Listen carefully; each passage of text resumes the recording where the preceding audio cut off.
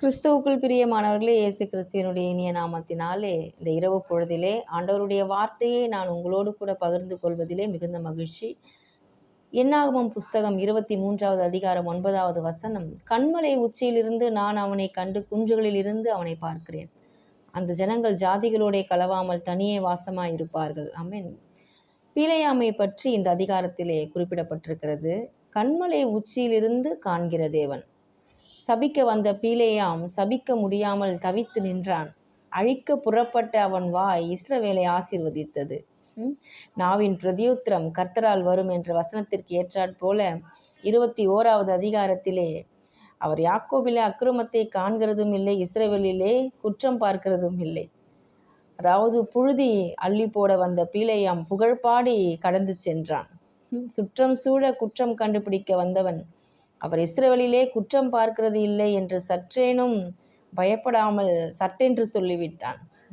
ஆம், இவன் ஒரு பழைய ஏற்பாட்டு கிருபை பிரசங்கி என்று நினைக்கிறேன். ஏன் இந்த தைரியம்? எப்படி அவன் இப்படி ஒரு வாக்கியத்தை சொல்ல துணிந்தான்?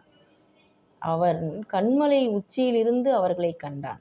ஆம், கண்டவன் எங்கிருந்து அவர்களை கண்டான் என்றான், கன்மலை உச்சியிலிருந்து கண்டதால் கரைதிரை ஒன்றும் அவன் கண்களுக்கு புலப்படவில்லை. யார் அந்த கன்மலை? அந்த கன்மலை நம் ஆண்டவராகிய இயேசு கிறிஸ்துவே அந்த கன்மலையாய் இருக்கிறார். ஆமென். கிறிஸ்துவின் வழியாய் நீங்கள் பார்க்கப்படும் பொழுது உங்கள் பாவங்கள் பரிகரிக்கப்பட்டதாய், உங்கள் சாபங்கள் சங்கரிக்கப்பட்டதாய் பிதா உங்களை பார்க்கிறார். ஆமென். கிறிஸ்துவுக்குள் நீங்கள் நீதிமான்கள், உங்களில் அவர் குற்றம் காண்கிறது இல்லை.